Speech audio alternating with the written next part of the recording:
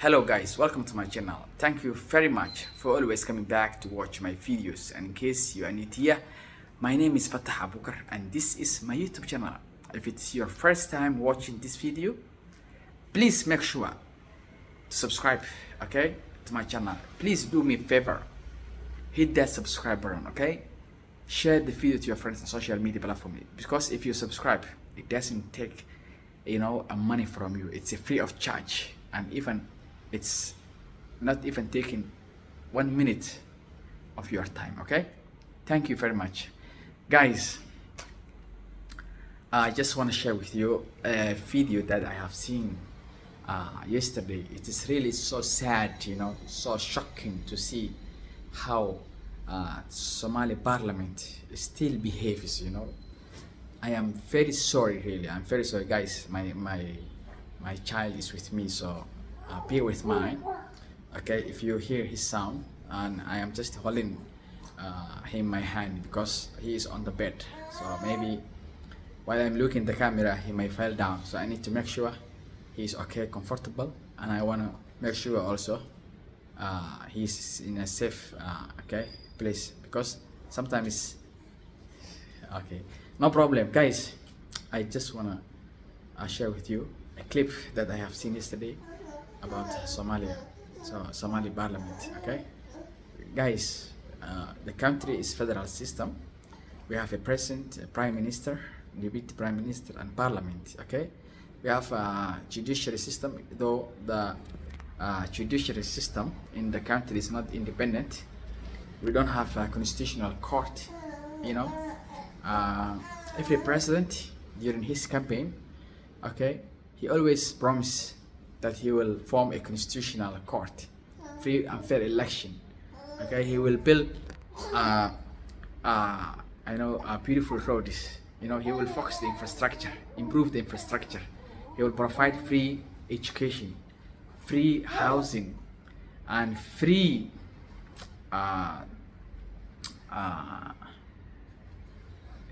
health services. So that doesn't happen. Okay, they don't really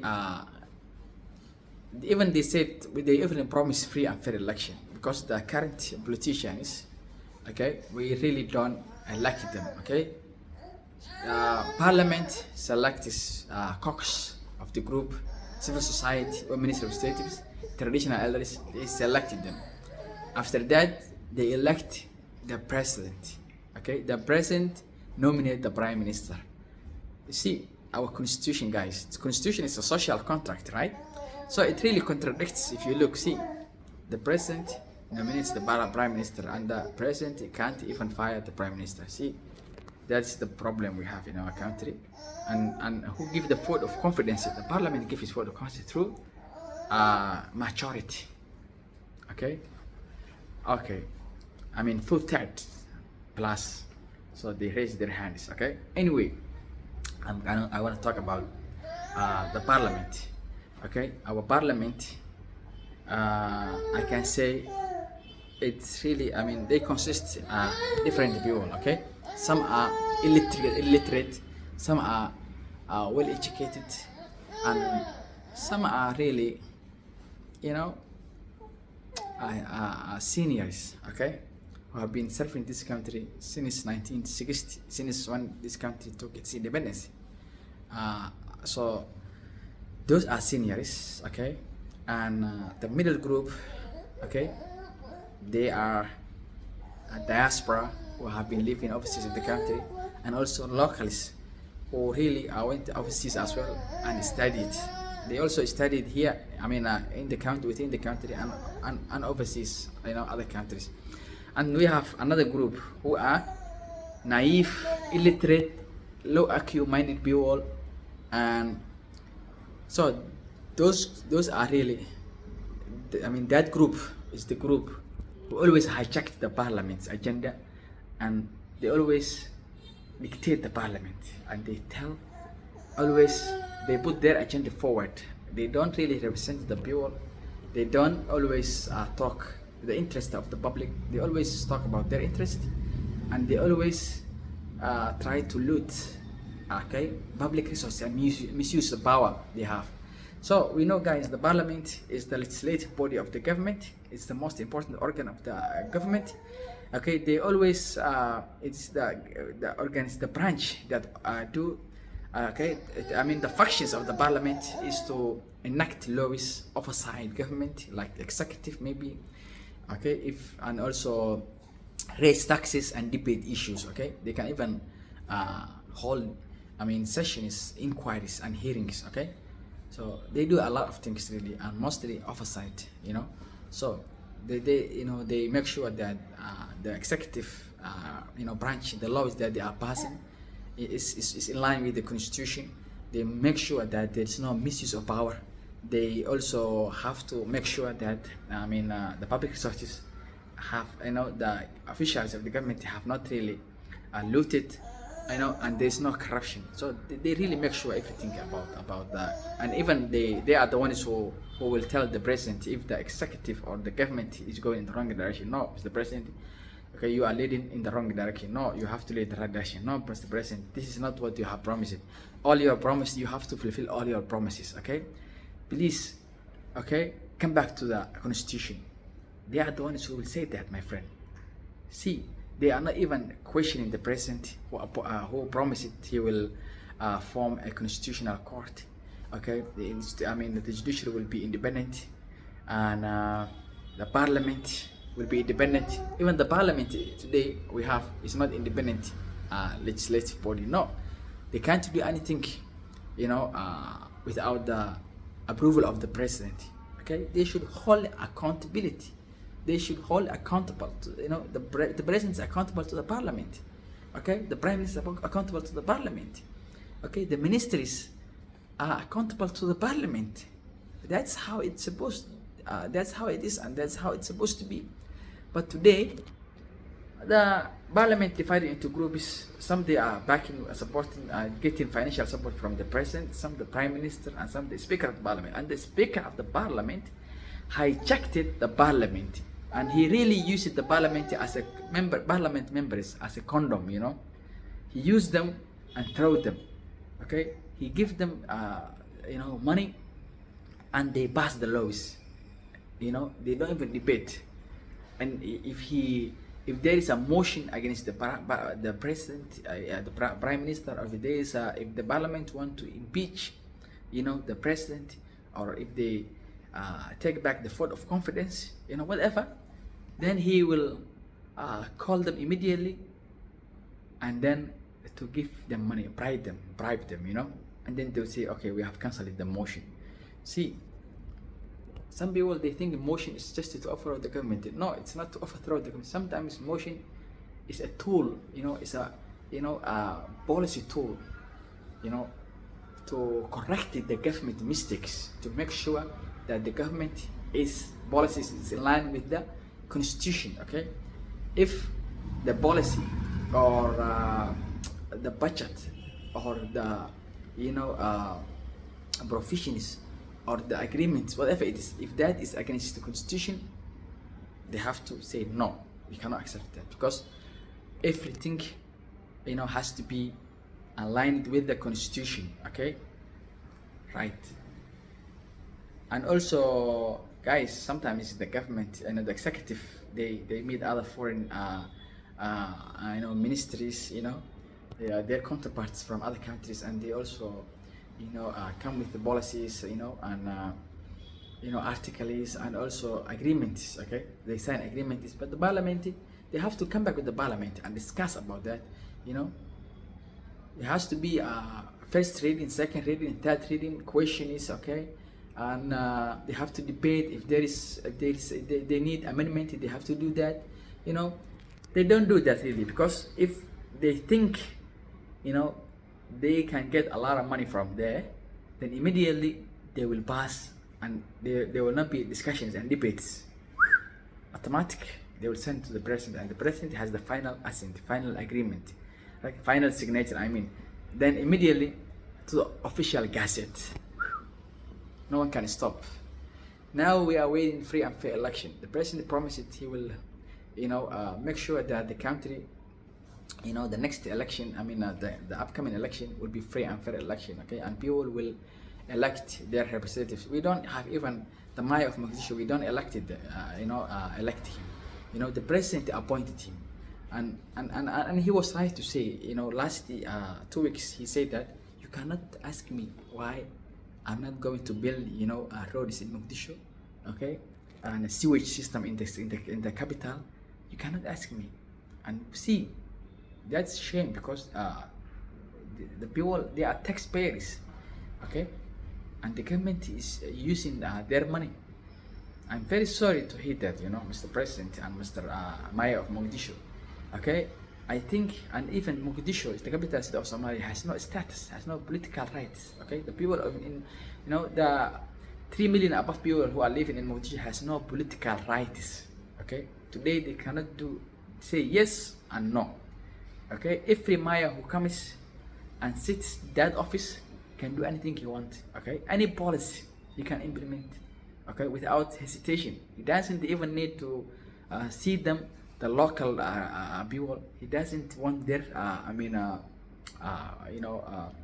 opinion, because he knows the president appointed him, and he can do anything he wants without them. He can loot the money, he can commit crimes, he can do corruptions. No one is holding accountable, because if there's a constitutional court, the constitutional court can fix, okay, all those problems, okay. He can the constitutional court can call the president, he can call prime minister, can call the mayor of Mogadishu and hold him accountable and ask questions. And if there is evidence of that the corruption has been committed, or bribe has been paid, or whatever it is, or public resources have been looted, or there's a misuse of power, then immediately the constitutional court can send, okay, that official person, okay, to the court, okay. So that's the real system. That's the system that exists in this world. That's how other countries, other governments operate, okay. That's the system, okay. See, the constitution we have. See, constitution is a social contract, okay. It's not based on Somali ideas and opinions or principles, okay. It's a foreign written constitution, okay. So they really, even if you look articles within the constitution, you can see that it has drawn from other constitutions from other countries, okay. My friends, we have even federal system, and the federal system we have is based on clanism and tribalism, okay. Somalia has been divided into tribes and clans, and really I'm very sorry, because what the colonial powers, what they have left for us was the legacy that they have left was divide and rule. That strategy now they have been put in place.